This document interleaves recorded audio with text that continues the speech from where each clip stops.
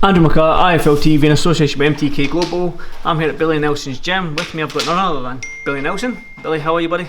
I'm fine, mate, cheers. I've just seen you put Big Martin Bakole and John Joyce there to task there. Nice wee warm down on the bags and that. Both looking fit, both looking sharp. What's the plans for them going into this year? Well, hopefully we'll have some news this week regarding both boxers.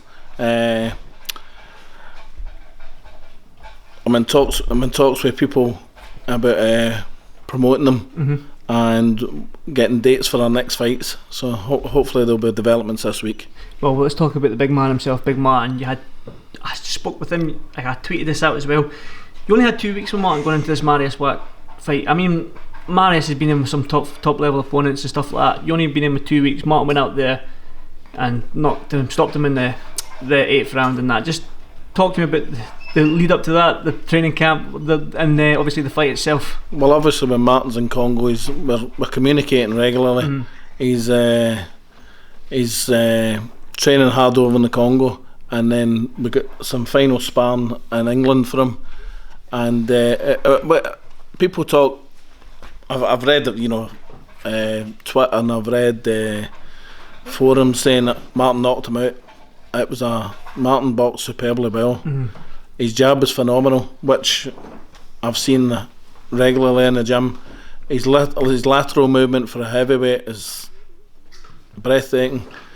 He done exceptionally well. I mean, I couldn't believe that one of the judges after getting into the 8th round had Martin 1 round behind. I was astounded when I heard that, and even more astounded that the 2 judges only had him a round ahead. He lost 1 round at the 7 completed rounds, and went out and finished him in the 8th round. Now, he stopped him quicker than Klitschko, Miller, Pavotkin. There's a statement in itself, isn't it? I told you all that the Hunter fight, there was issues. They've been resolved. It won't happen again. And he's ready to fight whoever now. Well, again, was the mindset going into that fight that you needed the stoppage to win? Was that how you approached that fight against Wack, especially in Poland against a big heavyweight from Poland? Was the mindset going in there knock him out because that's when we were going to win? The thing with Martin Bakole is he's capable of knocking anybody out. Marius Wack, I've got a Polish friend, and Marius Wack stated after the fight in an interview that he's never been hit as hard in his life. Wow, and he's been in with them guys you've just mentioned as well. It speaks volumes for Martin's power. People think Martin. I mean, I've read some shite on that on these forums. These guys sitting in their bedrooms think they know about boxing. I mean, I know the Hunter fight never worked out well at all for us, right? But Martin, and I think Martin has freely admit, he's never been fitter in his life than when he went into a Hunter fight. But his mind wasn't on it, and if your mind has to tell the body to work, and it wasn't. Martin could have been anywhere in the world, or wanted to be anywhere in the world, other than that boxing ring that night. That's been resolved. We can't do anything about that. That's now put to bed, and we move on. Martin showed you the real Martin Bakole on Saturday night. So you touched on it, and then you have been sort of you. I don't know if you enjoy Twitter, but you do like to. I don't know if it's to noise people up, or you enjoy half it as you enjoy it. But you did mention that you would take the winner of Alan Browne. Is that a fight that could be made, do you think? Well, I mean, if Eddie Hearn wants that fight, I mean, in my opinion, it's quite a big step down for Marius Wack. Martin stops both of those guys. Well, it'd be good for a profile, because Dave Allen's a popular guy and a right nice guy that he is. But Dave Allen will tell you that Martin, I mean, they sparred 2 rounds. I know it was only 2 rounds, but the golfing class was evident. So, well, here's the question for you then. Looking at the fight itself, Alan Browne, who wins that? Very hard. I mean, it was very hard to call a winner. I mean, Dave Allen's not a puncher, but can take a punch. He's not got great work rate. He's not got a great skill set. He's a grafter, and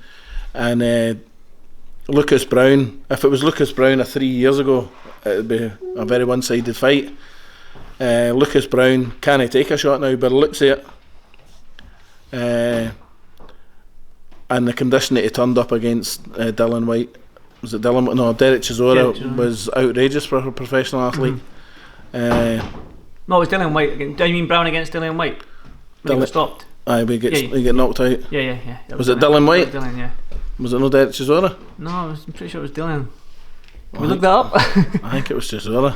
I would look that up. No, it was Dylan White. It was a left hook, wasn't it? It was a left hook. Yeah. Aye.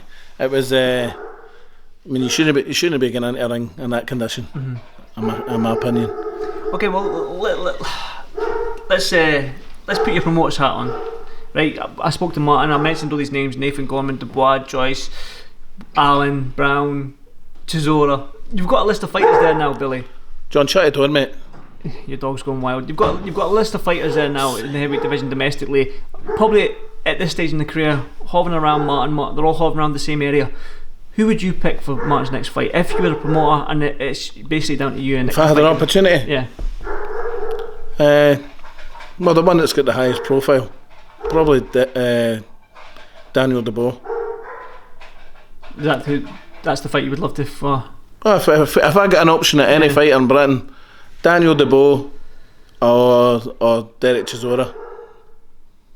But I'm pretty sure neither would want to fight him. So is it hard to match them, Martin, then? Oh, when he was with Cyclone Promotions, it was goddamn near impossible. You know, I mean, it's going to be even harder now. What he done to Marius Wack.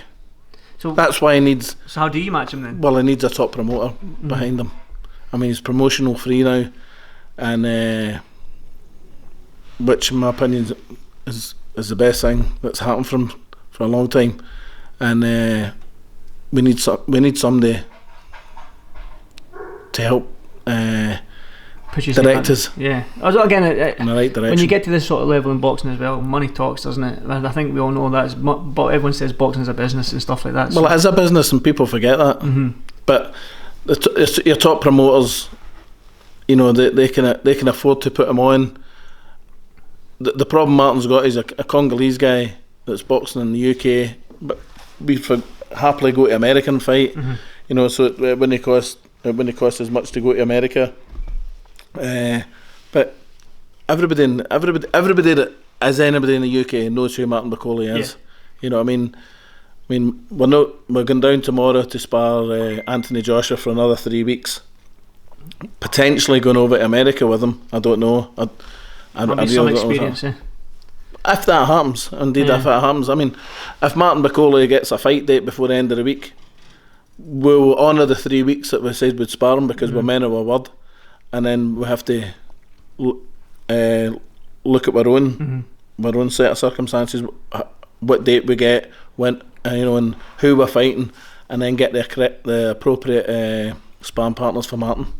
You adamant up until the Michael Hunter loss that he's going to be a world champion. Is that still the goal? Is that still the aim for that young man? I told you in my house that I still believe that he could be a world champion. But he's got the skill set and abilities without a shadow of doubt to become a world champion. He's got so many things that heavyweights haven't got.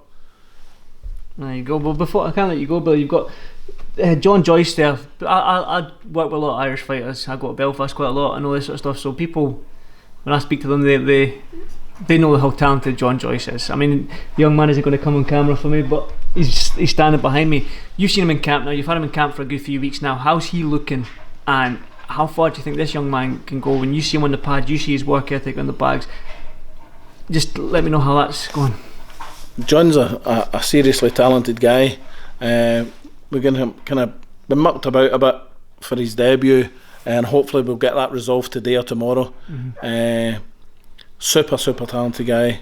I think John is one of these boys, although he's only 21, he could get fast tracked in 2 years' time. He could easily be beyond British level. I mean, you know, he's getting. It was hard for him initially because he came to the UK a wee bit heavy, and he's trimmed right down now. He's sitting at, I think he's got a 2-pack, hasn't he? I think he was sitting at 11. He was sitting at 11 the other day there, which was the weight that he struggled to make amateur. His amateur fights at, you know, and there's still a wee bit there to go. The sharpness is all coming back. So middleweight, is that the middleweight? Well, we'll see what his body tells us. You know, if it, you know, when he does consistent sparring, well, he's going to get some sparring this week, 2 or 3 times this week. We want that regularly now for at least the next couple of months, or at least 4 or 5 weeks anyway.